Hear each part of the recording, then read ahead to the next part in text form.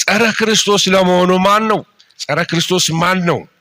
አንዳንድ ሰዎች ያልተመቻቸውን ነገር ሁሉ ጸረ ክርስቶስ ነው ብለው የመጥራት ልማድ አለባቸው እና ጸረ ከሌ ጸረ ክርስቶስ ጸረ እንትና ይባላልና እውነቱን ከእግዚአብሔር ቃል እንመለከታለን። ቁልፍ ጥቅሶች አሉ። ሁለተኛ ተሰሎንቄ፣ አንደኛ ዮሐንስ፣ ራዕይ 13፣ ዳንኤል 7፣ ኤፌሶን 6 እነዚህ ዙሪያዎች ነው የምናገረው። በእነዚህ ጥቅሶች ዙሪያ ነው ሐሳብ የሚሽከረከረው እና ጸረ ክርስቶስን ብቻ ሳይሆን ከዘመኑ ጋር ስላለ የጸረ ክርስቶስ መንፈስ እንደገና ደግሞ መንፈሳዊ ውጊያ ዘመኑ እያለቀ ሲመጣ የውጊያውም ስታይል እየተለወጠ እየመጣ ነው። መንፈሳዊ ውጊያ አደራረጎች እየተለወጡ መጥተዋል። የድሮ አይነት ላይሆን ይችላል። ስለ ጸረ ክርስቶስ መንፈስ እንነጋገር። የጸረ ክርስቶስ መንፈስ መጽሐፍ ቅዱስ ሲናገር ስለ ጸረ ክርስቶስ የሚለውን ሲናገር ጸረ ክርስቶስ ማለት ተቃዋሚ አጌንስት ወይንም ደግሞ ኢን ፕሌስ ኦፍ ወይንም ደግሞ ምትክ ማለት ነው። ሁለት ትርጉም አለው። ይሄ ትክክለኛው አተረጓጎም ይሄ ነው። ስለዚህ ጸረ ክርስቶስ ክርስቶስን የሚቃወም የክርስቶስ የሆነውን የሚቃወም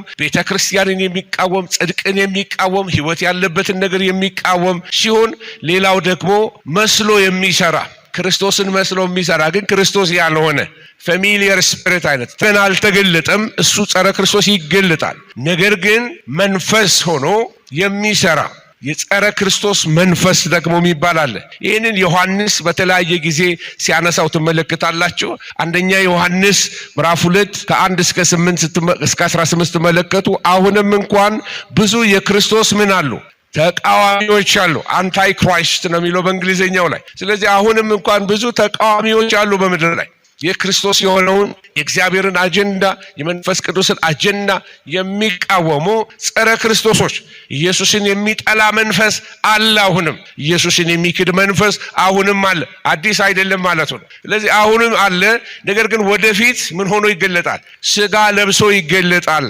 አሁን በመንፈስ እየሰራ ነው። ቤተክርስቲያንን የሚያሳድድ እግዚአብሔርን እውነት የሚያሳድድ ጽድቅን የሚጠላ ኢየሱስ እሱ ጌታ ነው የማይል ስፒሪት ወይንም ደግሞ ኢየሱስ ክርስቶስ እሱ አምላክ ነው ወይንም ጌታ ነው የማይል መንፈስ እሱ የክርስቶስ ተቃዋሚ መንፈስ ነው ብሎ ዮሐንስ ይነግረናል። ምንም አለ። በጣም በሚገርማችሁ በሰለጠነው ሀገር ላይ አንዳንድ ጊዜ ያው አገሩ ያለንበት ሀገር በጣም ነፃነት አለው የሚባል ሀገር ነው። ብዙ ነገር ማውራት ትችላላችሁ።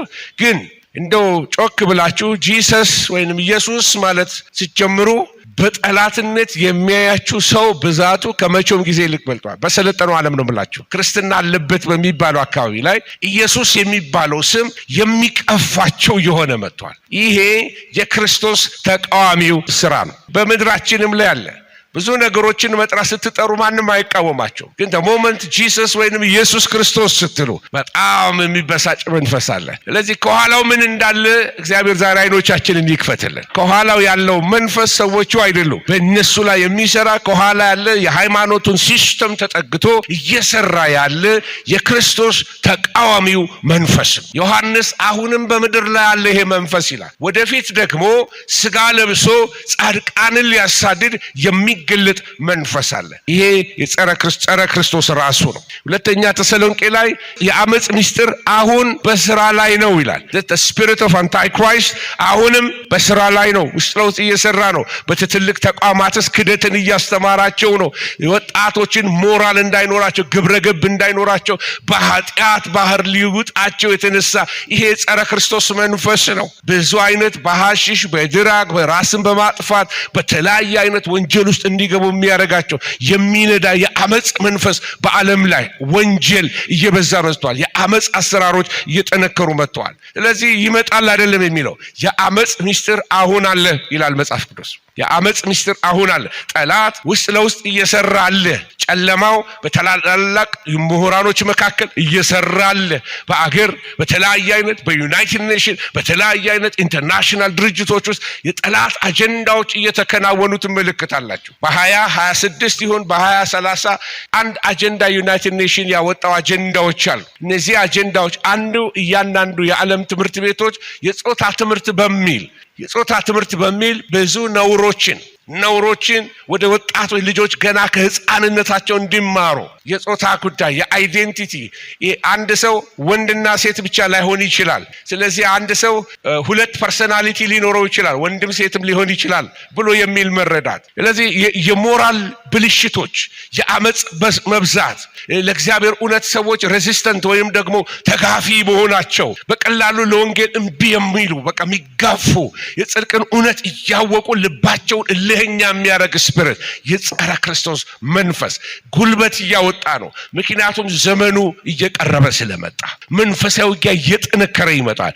አንዳንድ ነገሮች ያሳያችኋለሁ። የኢየሱስ ክርስቶስን አምላክነት ይክዳል። ይሄ መንፈስ በስራ ላይ ነው ብያችኋለሁ። የኢየሱስ ክርስቶስን አምላክነት የሚክድ አንድ ለብዙ ዓመት የማውቀው ሰው በአንድ ከተማ እኔ ከምኖርበት ፈረንሳይኛ የሚናገሩ ሌሎች ፓርት አለ እዛ ያለ ሰው የቤተ ክርስቲያን ሽማግሌ ሆኖ ብዙ ዓመት ኖሯል። ምን እንደነካው አላውቅም። አንድ ቀን ደወልኩለት። ስደውልለት ኢየሱስ ክርስቶስ አምላክ ለመሆኑ ማስረጃ ስጠኛለኝ። ደነገጥኩኝ። ያስደነገጠኝ ምንድነው? የቤተ ክርስቲያን ሽማግሌ ሆኖ የኖረ ሰው ነው። እና አንድ ጥያቄ ጠየቀኝ። ለመሆኑ በኢየሱስ ስም ታምር ይደረጋል አለኝ። የት ነበርክ ነው ያልኩት። የት ነበርክ? እኔ ያልኩት እስከ ዛሬ ድረስ በኢየሱስ ክርስቶስ ስም የሞተ ሰው ሲነሳ እስከ ዛሬ ድሉን አግኝቼ አላየሁም። እውር ሲበራ አይቻለሁ፣ ዲዳ ሲናገር አይቻለሁ፣ ሽባ ሲተረተር አይቻለሁ። ለዚህ አምላክነቱን የሚክድ ስፒሪት በውጭም አለ፣ ወደ ውስጥም እየተሽለከለከ እየገባ ትመለከታላችሁ። ኢየሱስ ልክ ፍጡር ነው የሚል ኢየሱስ ክርስቶስ አምላክነቱን የሚያስክዱ ብዙ ትምህርቶች እየመጡብን ይገኛሉ፣ እየተጋፉ ኢየሱስ ክርስቶስ የእግዚአብሔር ልጅ አይደለም የሚል። እንግዲህ የክርስቶስ ኢየሱስ አምላክነትን ይክዳል።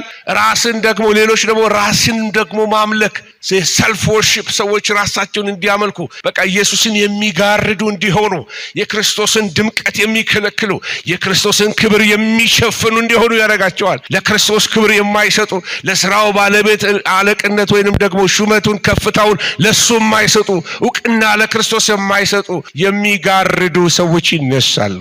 እኔ የሚሉ ሰዎች ይሄ አንዱ the spirit of the antichrist ነው። ክርስቶስን የሚጋርድ የሰውን ዝና የሚያወጣ ስፒሪት ኢየሱስን ጋርዶ የኢየሱስን ውበት ሸፍኖ ሌሎችን የሚያደምቅ ከሌን በቃ አግዝፎት መላክ ከሰማይ በቃ መጡ ክንፍ አቆጠቆጡ የሚያሰኝ እንዲህ አይነት አስተምሮ እግዚአብሔር ይገስጸው። ይሄ የክርስቶስ ተቃዋሚው ስፒሪት ነው። ስለዚህ ጸረ ክርስቶስ የተባለው በስብናው ስትመለከቱት የሚነሳው ይሄ በስብናው ስትመለከቱ ከንጥቀት በኋላ የሚነሳ መንፈሱ አሁን እየሰራ ነው ብያቸዋል። ሰዎችን ወደ ኃጢአት የሚነዳ፣ ቤተ ክርስቲያንን የሚያሳድድ፣ የቤተ ክርስቲያንን በረከት የሚከለክል፣ ቤተ ክርስቲያን እንዳትሰፋ፣ ወንጌል እንዳይበዛ፣ ሰዎች ወደ እግዚአብሔር መንግስት እንዳይጨመሩ የሚያደርገው የክርስቶስ ተቃዋሚው መንፈስ አለ። በዚህ ዓለም እየሰራ ያለ፣ በሁሉ ቦታ እየሰራ ያለው አለ። አሁን ግን የምናገረው አካል ለብሶ ስለሚመጣው ተቃዋሚው መንፈስ ነው። አካል ለብሶ ይመጣል። ስብና ይዞ ይመጣል። ስም ይዞ ይመጣል። ቁጥር ይዞ ይመጣል። ተናጋሪ ሆኖ ይመጣል። ይሄንን ማንነቱ ስብናውን ነው ላሳያችሁ ፈልገው። መቼ ነው የሚነሳው? ከንጥቀት በኋላ ነው የሚነሳው። አንዳንዶች ተወልዷል ይሉኛል። አይ ዶንት ኖ አላውቅም።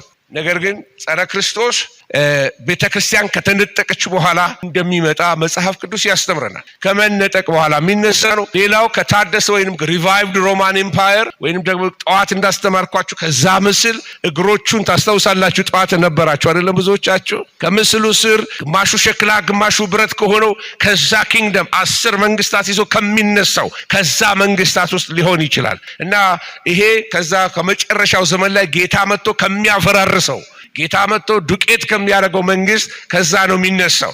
እና በማታለልና በአጋንንት ተጽዕኖ ኃይል ያገኛል። ምን ማለት ነው? አጋንንታዊ ኃይል አለው። ስጋ ይሁን ሰው ለብሶ መስሎ ይምጣ እንጂ ኃይል የሚያገኘው በአጋንንት ነው። ዘንዶም ኃይልን ይሰጠዋል ይላል ለዚህ ለአውሬው ለጸረ ክርስቶስ። ስለዚህ ዘንዶ ሙሉ ኃይል ስለሚሰጠው ምልክቶች ያደርጋል ከሰማይ እሳት እስከሚያወርድ ድረስ። ሰዎች ይህንን ምልክቱን ማን እንደ ዘንዶ አለ ብለው ይከተሉታል ይላል መጽሐፍ። ዘንዶን ማን ይችለዋል? ይህንን ጸረ ክርስቶስን ማን ይችለዋል ብለው በጣም ሊያደንቁት ይጀምራሉ። እና የሚያደርገው አንዱ ዲሴፕሽን ነው። ደግሜ ይህን ቃል እናገራለሁ። መታለ ዲሲቭ መደረግ፣ የመሰለን ነገር ያልሆነን ነገር ማስመሰል መቻል። ያስመስለዋል። ተአምራት ያስመስላል፣ የሚችል ይመስላል፣ ምልክት ማድረግ የሚችል ይመስላል። እውነተኛ አይደለም። ፌክ የሆኑ ነገሮችን ያደርጋል፣ ተአምራቶችን ያደርጋል። ሰዎችን ለማስደመም፣ ሰዎችን ለማስደነቅና ነፍሳቸውን ለመስረቅ የጸረ ክርስቶስ ወይንም የሉሲፈር ሊያደርጋቸው እስከ መጨረሻ ሊያጠፋቸው ይህንን ያደርጋል። አንዳንድ ሰዎች ጸረ ክርስቶስ እከሌ ነው ሲሉ ሰምታቸዋል። ለመሆኑ ጸረ ክርስቶስ ማን ነው በሚለው ነገር ስንነጋገር ስለሱ የተሰጡ ብዙ መላምቶች አሉ። አንዳንዶቹን ኦልሬዲ ታውቋቸው ይሆናል። አንዱ የሮማው ሊቃነ ጳጳስ ናቸው ተብሎ በጣም ብዙ ጊዜ ይታሙ ነበር እና ምናልባት እሳቸውን ከጠረጠሩ ላይቀር ምናልባት እንደው ቢያስኬድ ጠራጊው መንገድ ጠራጊው ሐሰተኛው ነቢይ በሚለው በዛ ውስጥ ቢጠቀለል ምናልባት ጥሩ ሙከራ ሊሆን ይችላል። አልፎ ከሚያደርጉት ነገር የተነሳ አንዳንዶች ኔሮ፣ ሂትለር፣ ጎርባቾቭ፣ ፑቲን የዓለም መንግስታት አልቀሩ ተራ በተራ ጸረ ክርስቶስ እያሉ ይጻፍባቸዋል፣ ገስ ያደርጋሉ። መላምቶች ናቸው፣ ትክክለኞች ናቸው ማለት አይደለም። ሰዎች ያሏቸው ናቸው። ማን ይሆን ይሄ ጸረ ክርስቶስ? ዓለምን እንደዚህ ሊበጠብጥ የሚመጣ ማን ይሆን ይሄ ጸረ ክርስቶስ? ጌታ ኢየሱስ ክርስቶስ ሲመጣ በመገለጡ ካፉ በሚመጣው ብርሃን የሚያጠፋው ናፖሊዮን ግን እሱም አይደለም። ሌሎች ደግሞ የአሜሪካ ፕሬዚደንቶች ተራ በተራ ደርሷቸዋል። ሬጋን አልቀራቸውም፣ የአውሮፓ መሪዎችም አልቀሩም። የተለያዩ አይነት ሰዎች ተጠርተዋል። ከሞቱ ሰዎች አሁን ከተባሉ ሳዳም ሁሴንን አንድ ሰሞን ላይ ጸረ ክርስቶስ ነው። አሜሪካኖች የሚቃወማቸውን ሁሉ ጸረ ክርስቶስ ማለት ይወዳሉ። ያ ትክክለኛ አመለካከት አይደለም ወገኖች። ሳዳም ሁሴን ብሏቸዋል። እሳቸውም በህይወት የለም። በአንድ ዘመን ጆን ካርሎስ የስፔኑ ፕራይም ሚኒስተር እሳቸውም ጸረ ክርስቶስ ነው ሲባሉ ሲታሙ ነበር። ሌሎች የኔቶ ዋና ጸሐፊ ዣቪየር ሶላና የሚባሉ አባት እሳቸውንም ይባሉ ነበረ እና እሳቸው ነው። ቢል ጌትስ ቢሊዮነሩ ሀብታሙ ባለጠጋው እሱ ብር ስላለው እሱ ነው ጸረ ክርስቶስ ያሉ ብዙ ሰዎች ይጽፋሉ። እና የሚመስለንን ሁሉ ብር ያለው ሁሉ ጥሩ መኪና የነዳ ሁሉ እሱ ሁሉ ጸረ ክርስቶስ አይደለም። ልንጠነቀቅ ያስፈልገናል።